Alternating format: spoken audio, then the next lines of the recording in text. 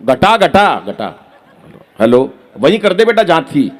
ये तो मैं इसलिए करवा रहा हूं, ये गर्मी में बैठे ताली बजा रहे, ये कविता पढ़ रहे, तू खाली बैठा है। मैं खाली नहीं बैठा, नहीं तू मोदी के राज्य में। कितने लोग हैं हरियाणा के? यहां पर सारा हरियाणा का है। 1 घंटे से राजस्थान राजस्थान राजस्थान। अरे हरियाणा का नहीं पता, 1 घंटा लगा दिया इन्होंने ये बात बताने में भी पीओ की हमारा है। मैं 1-2 पंक्ति में निपटा दूंगा ये काम, और निपटा दूं तो फिर तालियां बजा देना, बता देना हरियाणा का आदमी कैसा होता है। पहले सुन तो लो। फैसला कर देंगे इस बार आर पार में। नहीं आहा नहीं, मैं वैसे ही बोल रहा हूं जोर से, कोई मतलब नहीं है। ये दूध लिया है यहां पर, तू राष्ट्रपति बनेगा, तेरे पास चाय नहीं है, दूध है। देखो मैं 10-15 मिनट आपके बीच में रहूंगा और आपके चेहरों पर मुस्कुराहट लाने का प्रयास करूंगा। राजेश भाई बहुत अच्छा संचालन कर रहे हैं। फैसला कर देंगे इस बार आर पार में। ये है पाकिस्तान। 1 घंटा लगा दिया, ये कर दो वो कर दो, लेकिन एक बार तालियां बजा दो योगेंद्र जी के लिए। बहुत बेहतरीन काव्य पाठ किया। ये तो हंसी की बात है जो हम यूं बोल देते हैं, पर मेरी बात हंसी की नहीं है। फैसला भाई साहब सुनो, भाभी जी साथ हैं किसकी? इनकी, तुम्हारी?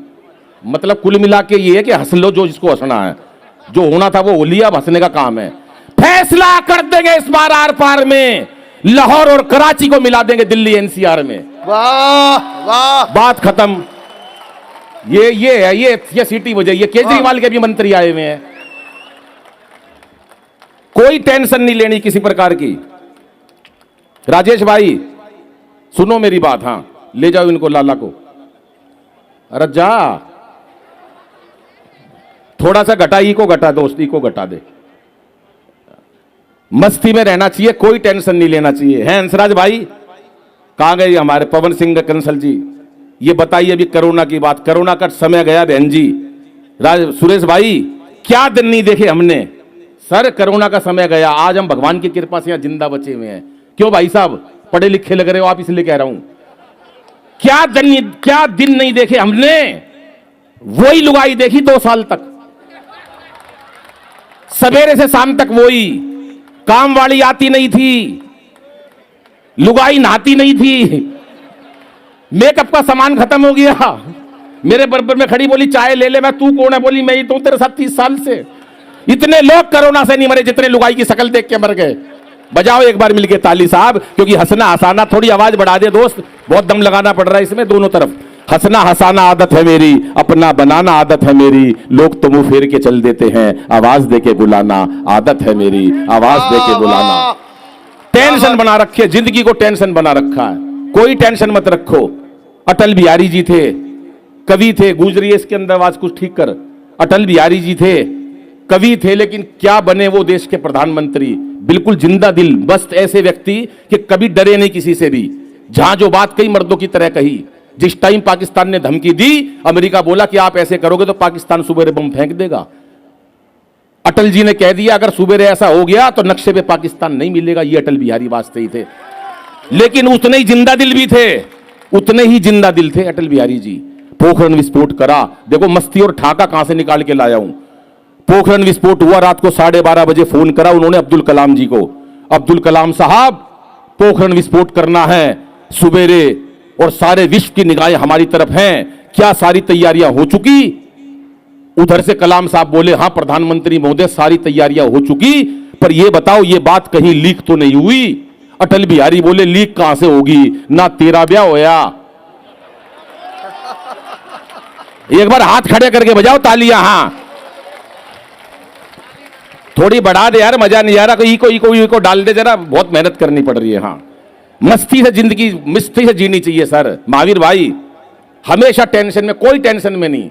अब महावीर भाई है, परसों इनकी कॉलोनी के अंदर वो हो गया, शोर मच गया नीचे 12:30 बजे, आओ आओ आओ। ये उठ के नीचे चले गए, वहां देखा लोग कह रहे हैं कि भाई पानी की टंकी में किसी ने जहर मिला दिया, जहर मिला दिया। महावीर भाई बोले अच्छा, बोले सुबह तक पानी मत पीना। महावीर भाई वापस चले गए। इनकी पत्नी ने पूछा क्या शोर हो रहा है? बोले कोई शोर वोर नहीं हो रहा, तू तो पानी पी के सो जा। ये हाल है देश के अंदर भाई साहब। एक से एक लोग पड़े हैं बाबूजी, क्या करोगे? ये बहन जी बैठी हैं, क्या छोटी छोटी बिंदियां, क्या हो गया? ये बैठी है हमारी बहन जी, ये बैठी है मीनाक्षी जी, ये छोटी छोटी बिंदियां लगा रखी है राजेश भाई, ये हमारे सुहाग की निशानी है। मैं जितनी बहनों को देख रहा हूं छोटी छोटी बिंदियां लगा रखी हैं। यह सुहाग की निशानी है। कभी एकता कपूर के सीरियल देखना, जितनी बड़ी बिंदी पाओगी उतनी खतरनाक लुगाई पाओगी। यह हिसाब है बाबूजी। मैं तो स्कूल चला गया, मिल गया एक मेरे को बच्चा, मैडम मिली, मैडम के माथे पे बिंदी। मैं, मैडम जी ये क्या है? बोले ये अनुस्वार है, अनुस्वार एक प्रकार का, हिंदी के ऊपर जो बिंदी लगती है अनुस्वार है। मैंने कहा आपके माथे पर? बोले ये बिंदी है, ये समझ लो ये हिंदी के ऊपर जो बिंदी लगती है वो ही है।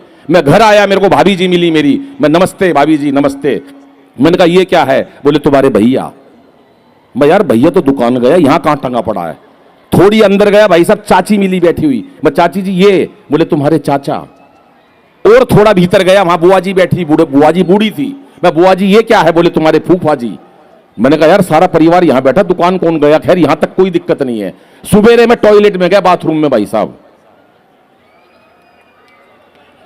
शीशे के ऊपर मेरे भाई साहब, टूटी के ऊपर मेरे चाचा जी, और भाई साहब तालियां बजा देना, जुल्म तो जब हुआ जब कमोड़ के ऊपर फूफा जी मिले। वाह को वाह। जीवन में टेंशन नहीं रखो साहब, मस्ती से रहो, कोई टेंशन नहीं है। टेंशन होनी किस बात की चाहिए? हमारे सुरेश भाई हैं, कोई टेंशन रखते ही नहीं है। मैं इनके ऑफिस में चला गया अभी, इनका पीए प्रमोद है उसका नाम। बोले अनिल भाई आए, इंटरनेशनल कवि है प्रमोद भाई, जरा पानी वानी पिला दो। पीने लगे, पीए ने छुट्टी मांग ली। बोले सुरेश भाई जी से, बोले सर मेरे को एक हफ्ते की छुट्टी चाहिए। बोले छुट्टी नहीं मिलेगी, रामलीला का काम है, बहुत काम देखना, छुट्टी कोई नहीं मिलेगी। अब ये अपने आप में बॉस बन रहे थे, मेरे सामने की बात है।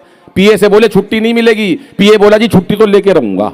बोला अच्छा एक सवाल का उत्तर दे दे, ये बता कटप्पा ने बाहुबली को क्यों मारा? अब इस बात का छुट्टी से कोई लेना देना नहीं। पूछ लिया अगलों ने कटप्पा ने बाहुबली को क्यों मारा, वो भी इनका उस्ताद था। बोला बाहुबली ने कटप्पा को छुट्टी देने से मना कर दी थी। बोले एक हफ्ते की ले जा। तो मस्ती में रहना चाहिए, कोई टेंशन नहीं है। राजस्थान है, उत्तर प्रदेश है, कोई दिक्कत क्या भाई साहब? पहले अब तो रामलीला होती है या नीचे रिकॉर्ड होता है, ऊपर संवाद पढ़ते हैं, ऐसी ऐसी लीलाएं होने लगी। पहले गांव के अंदर लीलाएं होती थी साहब, और उसके अंदर डायलॉग याद नहीं होते थे, स्पीकर नहीं होते थे, नीचे से पंडित जी बोलते थे डायलॉग, ऊपर से जो एक्टर था वो बोलता था, कलाकार वो डायलॉग बोलते थे। हमारे गांव में बता ना भिवानी के और राजेश चेतन में, तो भिवानी के हैं भाई साहब। अंगद नहीं आया उनका, अंगद। बोले अंगद किसको बनाए? मैंने कहा राजेश चेतन को बना दो। बोले इनका पैर जम जाएगा। मैंने कहा जी पैर क्या, ये सारा जम जाएगा, तुम बनाओ तो सही। इनको अंगद बना दिया। बोले भाई मेरे को डायलॉग तो बोलना ही नहीं आता। बोला डायलॉग तो बोल देंगे, पंडित जी जैसे जैसे जो पंडित जी है ना वो रिपीट करेंगे, और आप जो है ना कोई आपको ये डायलॉग बोलना है। बोला भाई ठीक है। तो पंडित जी ने डायलॉग बोला, ये अंगद बन गए, और वो रावण से संवाद चल रहा है। तो पंडित जी क्या बोले? हे दुष्ट पापी रावण, तूने सीता माता का अपहरण किया है। तू 3 लोकों के मालिक से, जो हमारे राजा राम है वो विष्णु का साक्षात अवतार है, माता सीता लक्ष्मी की अवतार है, और तूने ये घोर पाप करा है। अभी भी चला जा राम जी की शरण में, गलती माफ कर मांग ले, वरना रावण तेरा नाश हो जाएगा। अब इतना लंबा राजेश चेतन को याद नहीं रहा डायलॉग। बोले हे रावण सुन, जैसे जैसे पंडित कहे वो कर देना, तेरा नाश हो जाएगा। एक बार हाथ खड़े करके तालियां बजाओ साहब। बड़ा कि सत्ता को संभालते ही मोदी ने ऐलान किया, सत्ता को संभालते ही मोदी ने ऐलान किया, राजेश भाई खुद नहीं खाऊंगा और खाने नहीं दूंगा मैं। 2 लाख करोड़ का लोन लेकर आया अभी जापान से मोदी जी। कितना? 2 लाख करोड़ का। बदले में देके आए गीता माता। होशियार प्रधानमंत्री है ना। 2 लाख करोड़ का लोन लेकर आए, बदले में देके आए गीता माता। 50 साल का लोन है सर, 50 साल का। 50 साल बाद जब वो लोन नहीं पहुंचेगा तो गीता माता को खोल कर देखेंगे, उसमें लिखा होगा क्यों व्यर्थ चिंता करते हो, तुम्हारा क्या गया जो तुम रोते हो, जो आज तुम्हारा है कल किसी और का हो जाएगा। कोई टेंशन नहीं रखनी साहब जीवन के अंदर। टेंशन का मतलब ही नहीं है साहब। हम लोगों ने टेंशन बढ़ा दी बिना बात की। अब हमारे सामने तो डिस्ट्रिक्ट पार्क है, मैं तो यहीं पास में ही रह रहा हूं भाई साहब। डिस्ट्रिक्ट पार्क में अपनी पत्नी के साथ घूमने चला गया। अब पार्क में घूम रहे, कोई दिक्कत तो नहीं, मैं ऐसे घूम रहे, हम वहां पे सुंदर महिला आई, उन्होंने मेरे को नमस्ते कर दी। अरे कर दी, मैं इंटरनेशनल कवि हूं, क्या फर्क पड़ रहा भाई साहब। पर आज 1 महीना हो गया लुगाई को टेंशन ली इस बात पर। जब से वो लुगाई मेरे नमस्ते करके गई है, मेरी लुगाई ढंग से बात नहीं कर रही, और एक ही सवाल पूछ रही है, बता कौन थी, बता वो कौन थी। मैं क्यों टेंशन ले रही है, मेरे को उसको भी बताना पड़ेगा तू कौन थी। हर काम में टेंशन, बिना बात की टेंशन। बता रहे थे राजस्थान से हूं, उत्तर प्रदेश से हूं। अरे हमारे हरियाणा का कोई मुकाबला है क्या? वो 3 लड़कियां खड़ी बस स्टैंड पे, एक उत्तर प्रदेश की, एक दिल्ली की, एक हरियाणा की। अब एक मनचला घूरता हुआ गया, पत्थर पे पैर लगा और नीचे गिर गया। तो पहले उत्तर प्रदेश की लड़की का कमेंट सुनना, जरा लखनऊ की तरफ थी तो अंदाज भी नरम था। ओहो, चोट लग गई बेचारे के। अब दिल्ली वाली थोड़ी एटीट्यूड वाली, बदतमीज कहीं का, मारे हरियाणा की और ताड़ ले अपनी बुआ ने। सब मस्त है हमारे यहां, कोई नहीं है। यह शंभू है भाई साहब, कोरोना का टाइम गया, मैंने बताया कोरोना के समय में वो स्थिति थी सर, बुरा हाल था देश के अंदर। शंभू बोला अनिल भाई बुरा हाल हो गया, कमाई नहीं है मेरे पास। मैंने कहा क्या करूं मैं क्या करूं, हमारे पास भी नहीं है। कोरोना में तो सारे ऐसे हो रहे हैं। बोला यार कोई काम दिलवा दे। मैंने कहा काम क्या दिलवाऊं? बोला कोई भी काम हो 500 रुपये रोज मिल जाएंगे। मैंने शंभू बुरा मत मानियो, काम मैं दिलवा दूंगा, एक काम कर देगा? बोला बता। मैं हमारे पीतमपुरा में सर्कस लाग गए है, उनका बालू मर गया। बोला मन ने क्या करना है, देख लो एक बार सही आदमी चुना के नहीं। मैं यार भालू का नकाब पहन के नाचना है वहां पर। बोला यार लोग क्या कहेंगे, इंटरनेशनल कवि है भालू बल के नाच रहा है। मैंने कहा नकाब पहनना भाई, उसमें क्या दिक्कत है, कौन पहचानेगा? और तू तो नकाब नहीं भी लगाएगा ना।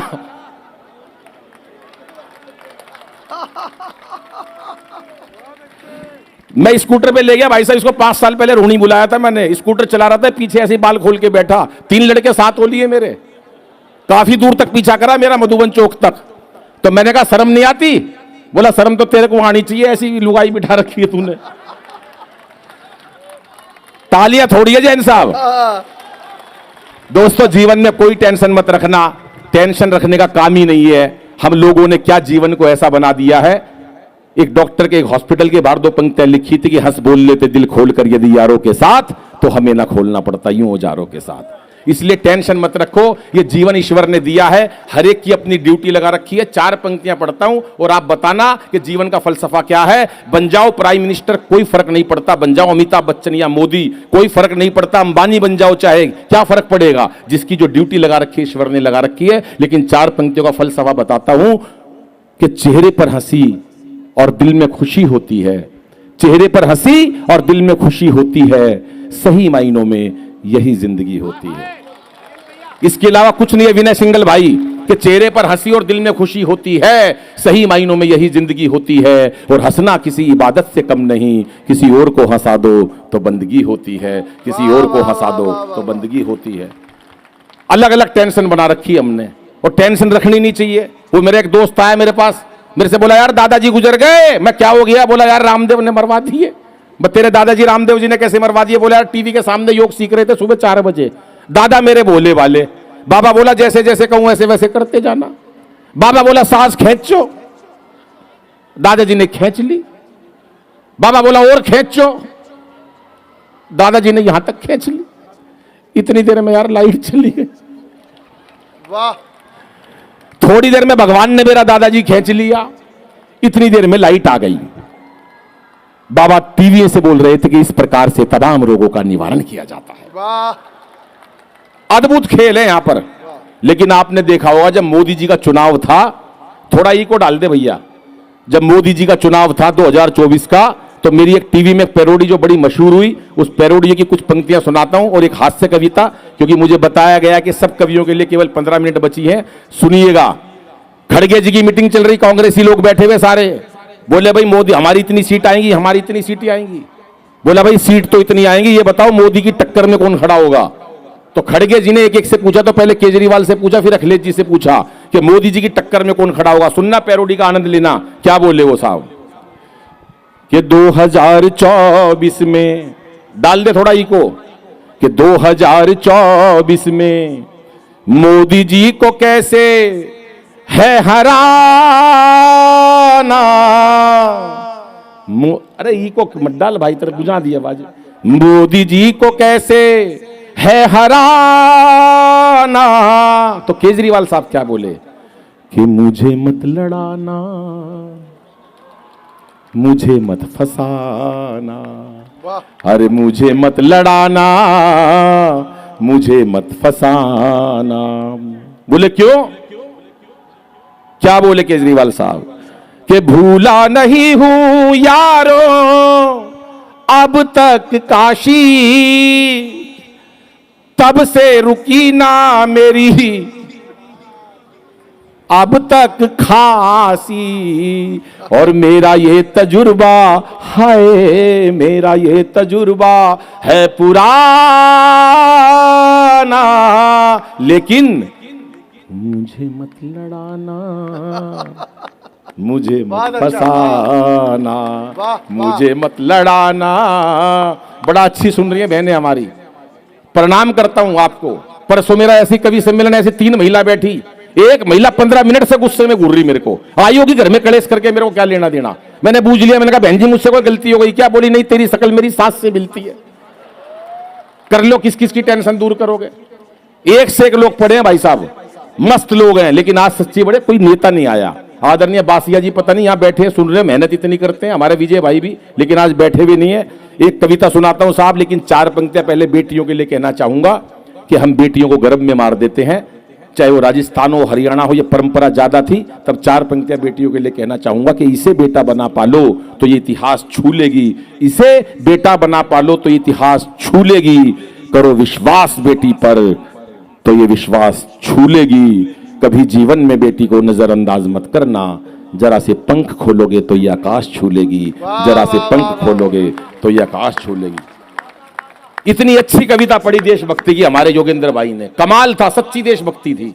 शंभू के अंदर आ गया एक बार देशभक्ति का, जो आ रही है बेटा शंभू आ गया देशभक्ति, बोला हाथ से नहीं पढ़ूंगा अनिल, देशभक्ति पर ज्यादा ताली बजती है, मैं पढ़ ले तू देशभक्ति। इसके मन में आ गई, मेरे से बोला सत्ता मेरे हाथ में सौंप दो हालात बदल दूंगा। मैं क्या हो गया शंभू तेरे? बोला अनिल भाई आज नहीं रुकने वाला, सत्ता मेरे हाथ में सौंप दो हालात बदल दूंगा। मैं तेरे गलत वैक्सीन लग गई, नहीं माना, सत्ता मेरे हाथ में सौंप दो हालात बदल दूंगा। लुगाई आई कान पे एक दिया, बोली पहले पजामा बदल ले, सुबह से उल्टा पहना हुआ है। तो कोई ये मजे की बात होती है साहब, कोई टेंशन नहीं रखनी है। किस लिए रखनी है टेंशन? हर एक आदमी टेंशन में बैठा है, इसलिए मस्ती से जीवन जीना चाहिए साहब। जीवन का फलसफा यही है कि खुश रहो, कोई टेंशन ना हो ना दूसरे को दो। किस क्या जरूरत पड़ रही है सर हमारे को?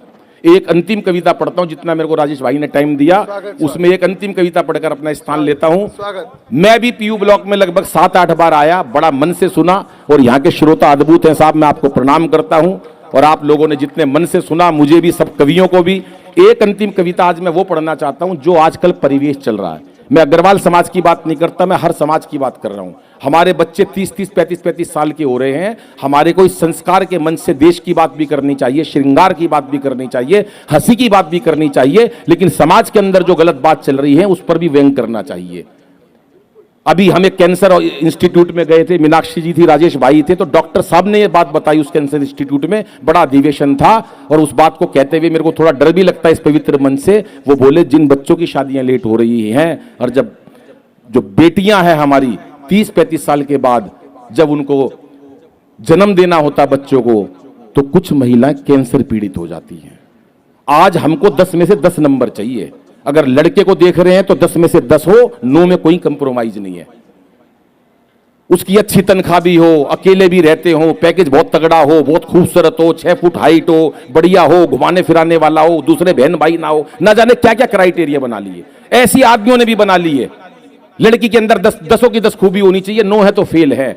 हालत ये हो गई कि बच्चे हमारे घर में 30-30, 35-35 साल के हो गए। ये हम बुजुर्ग क्या कर रहे हैं और बच्चों का इतना कहना क्यों मान रहे हैं कि हम लोग क्या कर रहे हैं? और इसके पीछे बहुत सारा रोल हमारे उन लोगों का भी है जो कहीं ना कहीं इनडायरेक्ट रूप से बात तो कहते हैं, लेकिन फिर भी ना कहीं दहेज की बात कर लेते हैं। एक हास्य व्यंग की केवल व्यंग की कविता पढ़ता हूं और आप सुनेंगे तो आपको लगेगा कि एक नई कविता मंच से हुई। हमारे गजेंद्र भाई भी, योगेंद्र जी, तमाम, महेश दुबे जी बैठे हैं, गौरी मिश्रा, प्रवीण शुक्ला जी। एक कविता पढ़ता हूं केवल 3 मिनट की, और आपको लगे कि मैंने समाज पे व्यंग किया तो आपकी जितनी तालियां बजी उससे भरपूर तालियां मेरे को चाहिए। कि रिश्ता तय होते ही, राजेश भाई सुनो, रिश्ता तय होते ही वर के पिता ने लड़की के पिता से कहा, रिश्ता तय होते ही वर के पिता ने लड़की के पिता से कहा, भाई साहब आप किसी बात से मत घबराइए। लड़के के पिता ने लड़की के पिता से रिश्ता तय होते ही कहा, भाई साहब आप किसी बात से मत घबराइए, शादी का बजट जैसे चाहिए वैसे बनाइए। भाई साहब आप किसी बात से मत घबराइए, शादी का बजट जैसे भी चाहिए वैसे बनाइए। आपको तो पता है भाई साहब हमें कुछ नहीं चाहिए, आपको तो पता है हमें कुछ नहीं चाहिए, लेकिन हां बारातियों की संख्या 2000 के आसपास होगी। बारातियों की संख्या 2000 के आसपास होगी। जेंट्री एकदम हाई क्लास और खास होगी। जिन लोगों से हमारे संबंध हैं, बहुत ऊंचा समाज है। जिन लोगों से हमारे संपर्क हैं, बहुत ऊंचा समाज है। हमारे यहां मिलने का बहुत रिवाज है। वाह हमारे यहां मिलने का बहुत रिवाज है। इसलिए टीके की थाली में शगुन की राशि हमारी हैसियत अनुसार रखवाइए। अब बार बार क्या कहूं, आपको तो पता है भाई साहब, हमें कुछ नहीं चाहिए। वाह वाह आपको तो पता है हमें कुछ नहीं चाहिए। हमने तो जब अपनी बेटी ब्याही थी अच्छी खासी रकम लगाई थी। हमने तो जब अपनी बेटी ब्याही थी अच्छी खासी रकम लगाई थी। घड़ी, अंगूठी, सूट के लिए 20 लाख नकद भिजवा दिए थे। बाकी परिवार वालों के गिफ्ट उनके मन मुताबिक ला दिए थे। बच्चों को खुली छूट थी। डायमंड के 4 बड़े सेट चढ़ाए थे। हनीमून तक के टिकट हमने बुक कराए थे। हनीमून तक के टिकट उन्होंने बुक करवाए थे। बच्चों को खुली छूट थी, चाहे किसी भी कंट्री में घूमने जाइए। अब आपको बार बार क्या कहूं, आपको तो मालूम है भाई साहब, हमें कुछ नहीं चाहिए। वाह आपको तो पता है हमें कुछ नहीं चाहिए। और हां, शादी के दिन शहर का नामी कैटरस बुक करवा देना। शादी के दिन शहर का नामी कैटरस बुक करवा देना। बुक करवाने से पहले एक बार हमको जरूर दिखवा देना, क्योंकि आजकल जयमाल में एक से एक बेहतरीन तरीके होते हैं। जयमाल करवाने के एक से एक बेहतरीन तरीके होते हैं। बिना ऑर्केस्ट्रा बड़े बड़े पंडाल फीके होते हैं। फेरों से लेकर विदा तक सारा इंतजाम करवा देना। फेरों से लेकर विदा तक सारा इंतजाम करवा देना। खाने में हर प्रकार का व्यंजन रखवा देना। और हाँ, पार्किंग मेरे ख्याल से पार्किंग बैलेट वाली ठीक रहेगी। 7 सीटर कोई भी गाड़ी किसी कंपनी की भी चलेगी। आखिर कौन नहीं चाहता मेरी बेटी खुश रहे। इसलिए आप भी ये जरूरी रस्में निभाइए। अब बार बार क्या कहूं भाई साहब, आपको तो पता है हमें कुछ नहीं चाहिए। तालियां थोड़ी हैं आपकी साहब। आपको तो पता है, आपको तो पता है, आपको तो पता है हमें कुछ नहीं चाहिए। वैसे भी खानदानी लोग जितना कहते हैं उससे अधिक लगा देते हैं। वैसे भी खानदानी लोग जितना कहते हैं उससे अधिक लगा देते हैं। और कुछ तो इतने भले होते हैं जो बाद में एफडी तक करा देते हैं। आखिर रिश्तेदार ही तो रिश्तेदार का सहारा है। जो आज तुम्हारा है वो कल हमारा है। आखिर रिश्तेदार ही तो रिश्तेदार का सहारा है। जो आज तुम्हारा है वो कल हमारा है। इसलिए दिल पर किसी प्रकार का बोझ मत लाइए। अब बार बार क्या कहूं भाई साहब, आपको तो पता है हमें कुछ नहीं चाहिए। अंतिम 1 मिनट और पढ़ता हूं। अनायास ही लड़की का पिता बोल उठा। अनायास ही लड़की का पिता बोल उठा। भाई साहब, यूं अपनेपन की बातें करके हमें और मत रुलाइए। अनायास ही लड़की का पिता बोल उठा। यूं अपनेपन की बातें करके हमें और मत रुलाइए। हमें अच्छी तरह पता चल चुका है भाई साहब कि आपको कुछ नहीं चाहिए। आपको कुछ नहीं चाहिए। पर एक बेटी का बाप हमेशा यही चाहता है। एक बेटी का बाप हमेशा यही चाहता है कि चाहे उसकी जीवन भर की कमाई खप जाए, पर कोई दहेज का लोभी उसकी बिटिया को ना सताए। अरे जन्म से लेकर मृत्यु तक नारी को दुत्कारने लगे हैं लोग। जन्म से लेकर मृत्यु तक नारी को दुत्कारने लगे हैं लोग। अरे इसीलिए तो बेटियों को गर्भ में मारने लगे हैं लोग। इसीलिए तो बेटियों को गर्भ में मारने लगे हैं लोग। धर्म, इस धरा पर जन्म लेने वाली, तालियों से विदा करना, अंतिम पंक्तियां पढ़ता हूं। इस धरा पर जन्म लेने वाली हर बिटिया को इतना पढ़ाइए। इस धरा पर जन्म लेने वाली हर बेटी को इतना पढ़ाइए, इतना लिखाइए, इतना लायक बनाइए, ताकि कोई दहेज का लोभी सब कुछ मांग कर भी ये ना कह सके कि आपको तो पता है भाई साहब हमें कुछ नहीं चाहिए। हमें कुछ नहीं चाहिए। हमें कुछ नहीं चाहिए। हमें धन्यवाद। नमस्कार। जय हिंद।